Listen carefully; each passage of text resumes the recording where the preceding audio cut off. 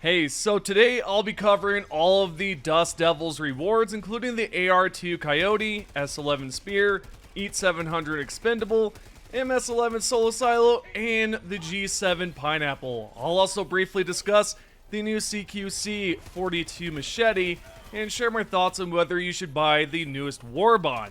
But that's not all, there's a lot more to cover. If you enjoyed the content, please consider supporting the channel by hitting the like button below. It'd mean a lot. With that said, let's jump right in. Alrighty, we're starting the video by discussing the AR-2 Coyote, which offers two firing modes, semi-auto or full auto. The first faction on the list is the Illuminate, and their flesh mob is very easy to take down with this weapon. The strategy here is to fire slowly to conserve ammo, letting the incendiary rounds deplete the enemy's health. This is what I suggest, but of course, you can go all out and unload an entire magazine. However, doing so will require another magazine to eliminate a flesh mob. By taking it slow, as you can see, it only takes one magazine. The second enemy is the Overseer. Since the AR-2 Coyote has medium armor penetration, you'll want to aim for the head, firing 2 to 3 rounds for faster eliminations, though you can aim for the chest if preferred. In this clip, you'll see how quickly headshots take them down, compared to chest shots. The same strategy from before applies here. Fire a few rounds at the chest and let the incendiary rounds burn down the Overseer's health. I also recommend doing the same thing with the Volus. You can one-shot them easily or tap each enemy with the incendiary rounds and let the fire damage take them out. We're moving on to the next faction, the Automatons. As you know, Hulks can be defeated by getting directly behind them and dealing damage to the glowing heat sink. With the AR-2 Coyote, it takes about one magazine, leaving you with some ammo to target nearby enemies, aka the bots. On the other hand, we've got the Scout Striders next, which we can defeat quickly by unloading 7 rounds to the pelvis. This also works on shielded Striders. Additionally, 7 rounds will suffice for all Devastator variants, unless you aim directly for the center where their heads are. That is one shot, but aiming for the chest, or body hits in general, that'll require 7 hits. With those two enemies out of the way, let's talk about gunships. If you didn't know, aiming for the front or back thrusters will let you take down gunships fairly quickly. I missed some shots here, but in total, it should take 1.5 magazines in total. And that's all you need. I had to speed up the clip, so this way we can get straight to the point, right? Anyway, for the smaller enemies, they're super easy to take down, just one shot, just like the Volus. Now, the third and final faction to test the Coyote on is the Terminates, starting with the Impaler. I highly recommend aiming for the top portion, as the bottom tentacles require more ammo to destroy. It took one magazine and 1/4 of a second magazine in total. Now, the Impaler's long-lost sister, aka the Charger, will absorb more ammo before it's defeated. For instance, in this video clip, I got directly behind one, fired one magazine, then a second, and used half of a third magazine to defeat it. Not too bad overall. And in this video clip, I definitely sped it up just a little bit so we can get straight to the point again. So what about the ruptured enemies? They all have similar health pools. Spearers take 4 hits, smaller Terminates require 1 tap, and warriors or ruptured warriors need 3 hits, and that's all. The final 2 Terminate enemies I'll discuss briefly are the Hive Guards and Shriekers. For Hive Guards, tap the cranium with 2 rounds and let the fire damage deplete the remaining health. Or if you prefer, unleash 3 hits to finish them off. Shriekers are very easy to exterminate, just one tap their wings or the middle section of their bodies and they'll go down with ease. We're now moving on to the S11 Speargun, which has no firing modes to switch between. This particular stratagem is an absolute beast, by the way, and here's why. The flesh mob isn't too challenging when using this stratagem. Started with 12 spears and ended up with 5, so I used 7 spears to take down one flesh mob. However, if you use the Speargun on an Overseer's dome, it only takes 1 hit. But what if you don't aim for the head? You can aim for the Overseer's chest, fire 2 spears into the middle section, and it'll drop instantly.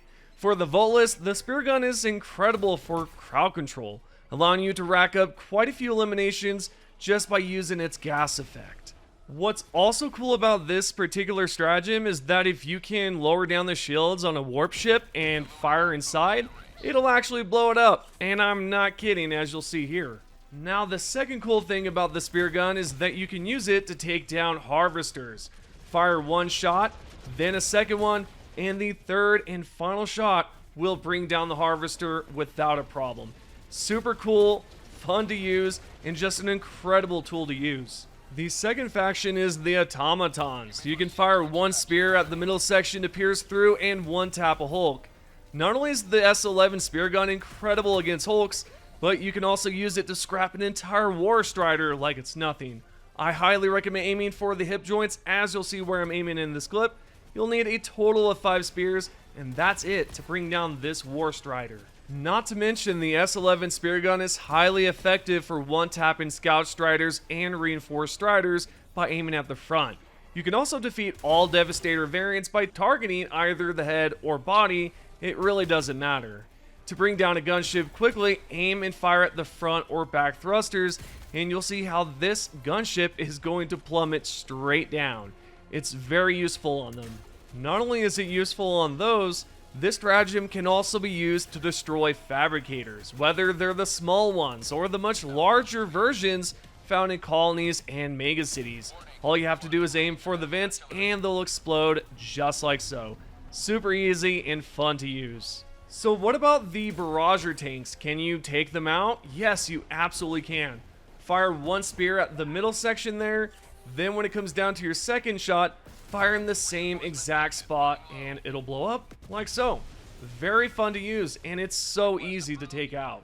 Now on to the next faction. With the Terminids up for testing, I suggest aiming for the top instead of the bottom, as it takes fewer spears. In this example, I had to unload 5 spears to destroy the tentacles. However, if you aim for the top portion of the tentacles, it only takes 4 spears. The Charger, on the other hand, requires more spears, a total of 6. However, I suggest using the S11 Speargun to break the shields on its legs, then using your AR2 Coyote or any weapon at your disposal to fire at the open wound. You'll know the armor is broken when you see the orange meaty flesh part on the sides of the legs, as shown here. For testing purposes, I used only the Speargun. Not only that, the S11 Speargun can one-tap nearly every enemy, including Brood Commanders, Ruptured Warriors, and Spewers. I discovered that firing it at the ground forces ruptured enemies to pop up immediately, allowing you to aim and finish them with your primary weapon. It's also great for smaller enemies and groups as well. Oh, and not to mention, you can use the Speargun to destroy bug holes, just like how we destroyed fabricators and the good old warp ships with it. So it's definitely useful all around. Next up, we've got the EAT 700 Expendable Napalm, which comes with no firing modes to switch between. You can one-tap smaller faction enemies and even flesh mobs, as shown in this video clip. It's also useful for defeating harvesters, though it'll take 2 shots, which isn't too bad. Just pick up the second launcher and fire away, and it'll eventually drop. Now, if you'd like to destroy warp ships, do not aim directly at the warp ship when the shields are up. Wait for the shields to lower and then fire straight inside. That'll work perfectly fine.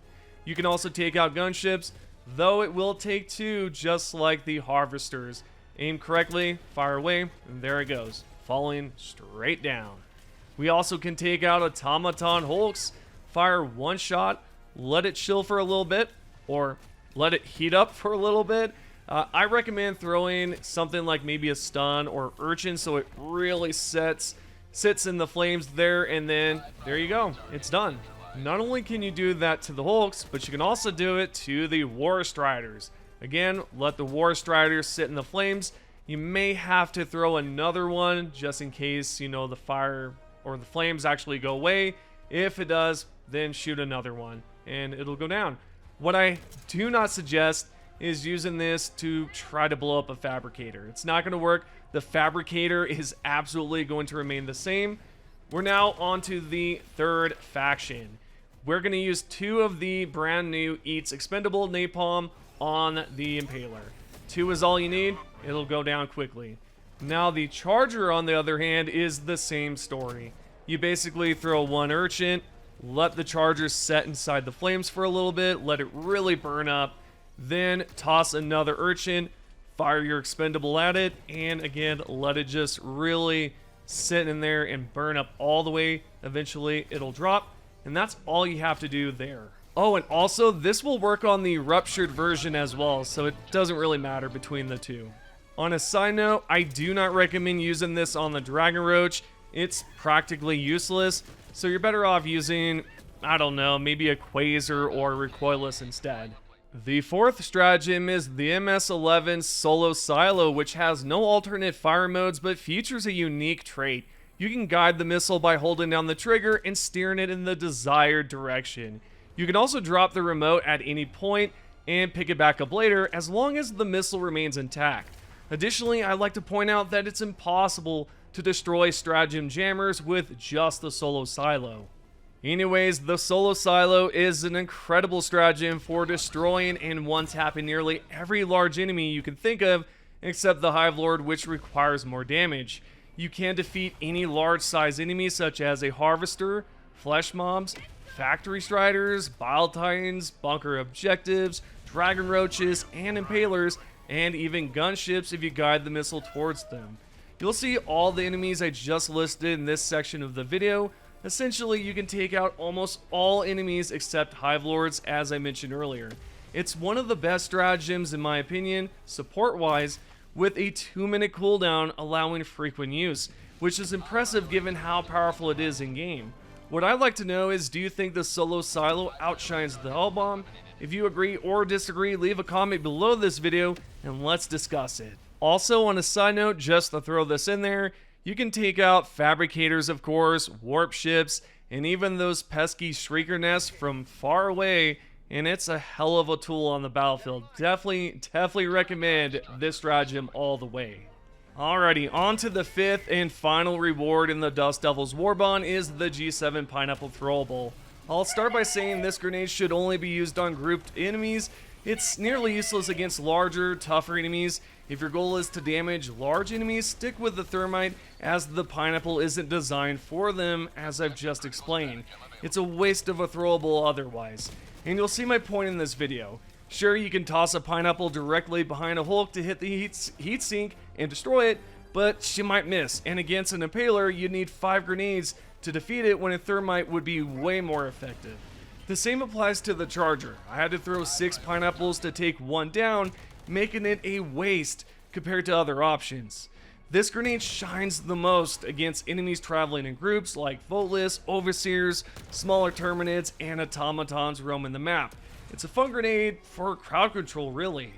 The final item I'd like to cover is the CQC-42 Machete, a new melee weapon. I'm actually disappointed with it. It's slow, and I mean really slow to swing.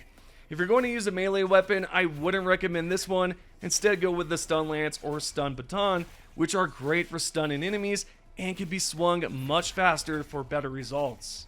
Alrighty, before I wrap up the video, we need to discuss the new passive, which grants 40% resistance to arc, gas, acid, and fire damage. While the idea sounds great on paper, I believe you're better off using an armor passive that targets a single resistance, such as the Inflammable passive, which provides 75% resistance. This is far more effective, especially on the new Hive World maps, where you'll face a Dragon Roach.